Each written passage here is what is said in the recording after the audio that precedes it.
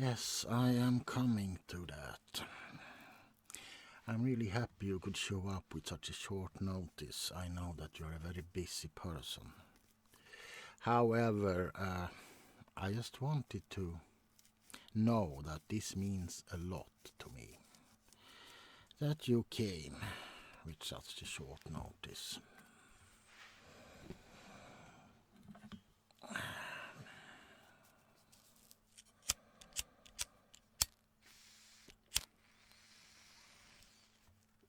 Can you hear it?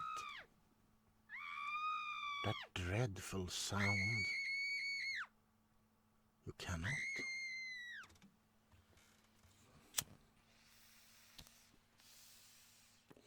Very well.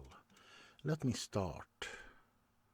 Yes, let me start at the beginning of this, shall we call it, story of the macabre. Now, you sailed with me when we were younger, so you know that I'm not full of fancies. I am a very down-to-earth man. Yes. Well, I came to this little village to settle down about 3 years ago. And I became friend with Luke, the doctor in the village, whose house we are now in. Yes. Yes, we kind of found something in common, he and I. And very well, let me continue. One of the evenings we were actually in the same room as we are. Are you sure you can't hear anything except the wind outside? Very well.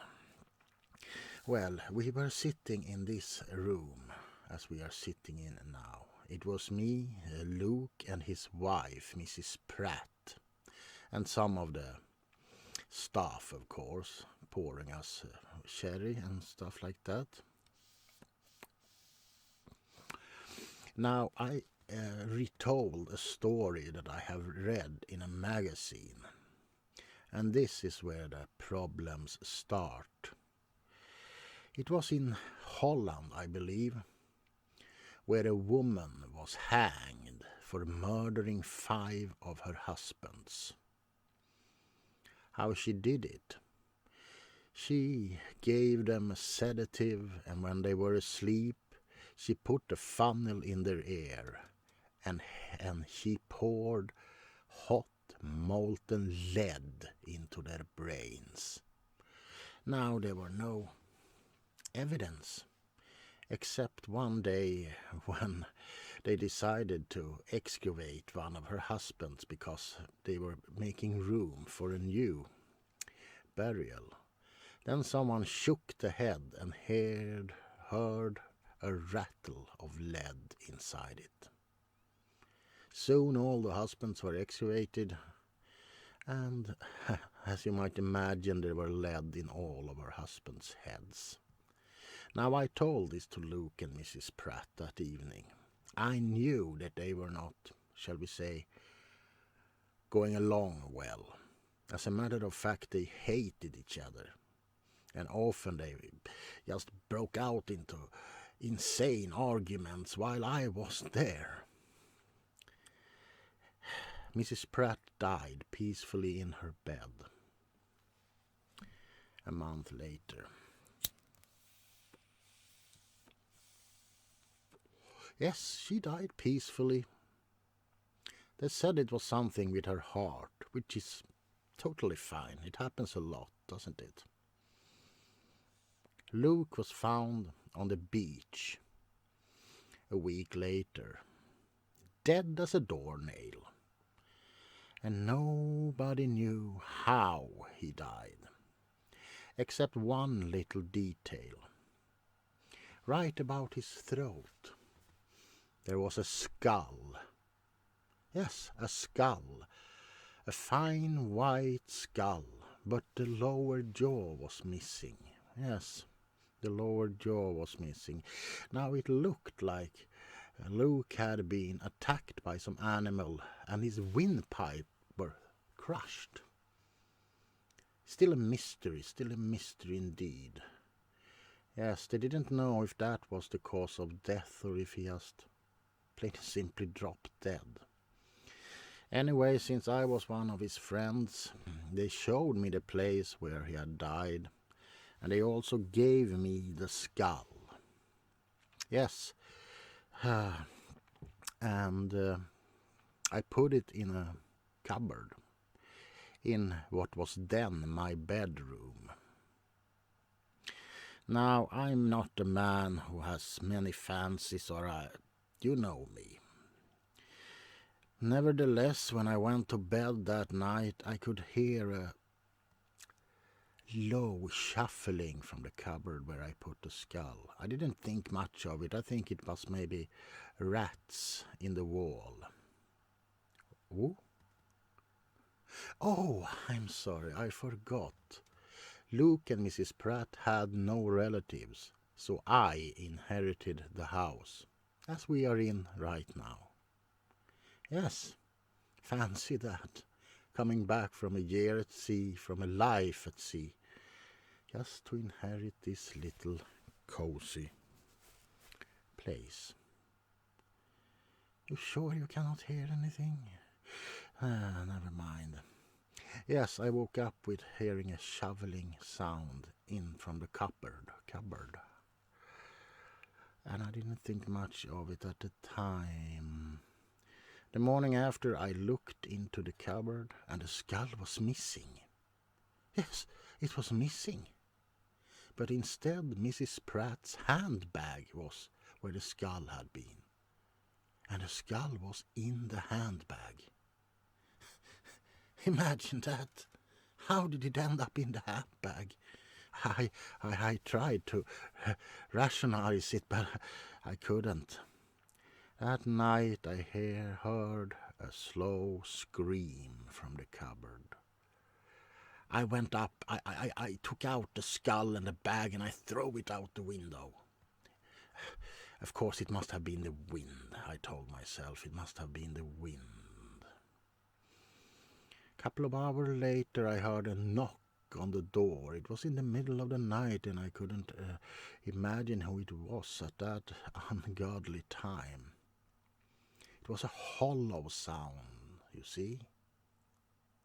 So anyway, I went down in my robe and just a candle. And when I opened the door, the skull rolled in and stopped at my foot. It wanted to come home, I guess. Yes, in my panic I said, "Oh, I'm going to put you back in Mrs. Pratt's bag tomorrow and you will not leave this house again, I promise." The day after I found the bag open. Now it must have been the wind, and the skull must have fallen from the bag when I threw it out the window. Don't you think? Doesn't that sound like the sound? Anyway, a couple of weeks ago, I must say, which I find the most fascinating thing, a man's mind can get used to all sorts of fancies as time goes by, can't it? I got used to that screaming. I, of course, switched bedrooms. I'm not sleeping on this floor, not on the upper floor. And it only screams sometimes, but it must be the wind. It can't be the skull. You see, if it is what I believe, which I don't believe, it cannot be. You see, Mrs. Pratt died very peacefully in her sleep. And Luke was a doctor. It wasn't surprising if he had a skull in his inventory, would it? But it's a woman's skull. Oh, I know, because a friend looked at it and said that the size of it and the teeth showed that it was a female skull. I would never say anything bad about the dead. But let's just play around with the notion that Luke, who hated his wife, heard my story about the lead in the air. And just maybe one night he got up. Did you know that I found a ladle with lead on it in one of the drawers? I threw it away because Luke is dead and so is Mrs. Pratt, and I didn't really... And he was a doctor. Of course he had been melting lead for some kind of experiment or something. It couldn't very well have been to pour in Mrs. Pratt's ear. What a horrible way to die, can you imagine? Hot lead. You know, even if you're sedated, you must wake up for the pain of that hot lead burning into your skull. What? Heavens no, I wouldn't rattle the skull. What if it's actually made a sound? Oh dear no. A couple of weeks ago my gardener found a jaw. Yes, in lime. He was going to plant some, flowers for me. He's the sexton in the church. And you know, he has a way of working with plants. He found a jaw and he gave it to me and said that maybe it was connected to the skull. He also know about the skull. I keep it no secret, you know. And the jaw matched perfectly with the skull. Yes, it did. Now you use lime to bleach bones, so maybe that's why it was in that dirty old ground. Yes, I think he knows more than he gives away, don't you? Don't you think he knows? Yes, The problem is, if it is Mrs. Pratt's head, which I'm most certainly it isn't, then I am an accomplice, ain't I? I told that dreadful story, which, if, you know, it bit me.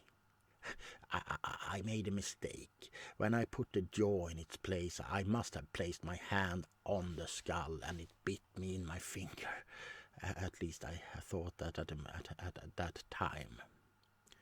But you know, things like that doesn't happen. There are no ghosts in this world, is it? Of course not. Well, the reason I asked you to come this dreary night is because I want you to look at the skull. I know you have some with the occult, which I'm most certain it is not. But I know you have some dealings with the unknown. I'm just going to go upstairs and get the skull. I can swear I can hear it scream. Yes, I will get the skull, and then you can look at it, and you can maybe rattle it and see if God forbid there's something wrong with it. You would?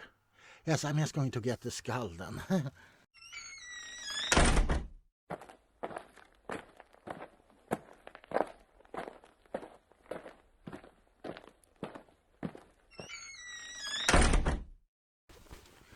I'm sorry, that took a little bit.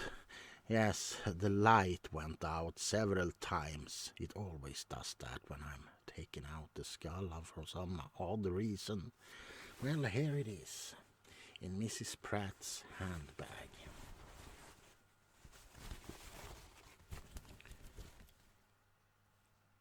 What? It's gone? But I'm sure it was in here. What is this? What trickery is this? I'm certain it was in here. Oh my God. There. By your foot.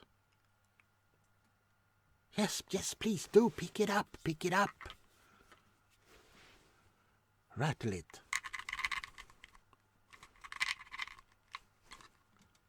Something fell out of it. Can you give that to me, please?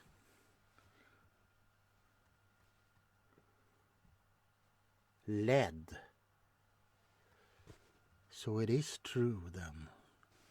Luke killed his wife because he heard my story. Wait! Oh no, the light went out. The candle. Please, light it. Do you have the skull? Is the skull... What's that? Oh my God!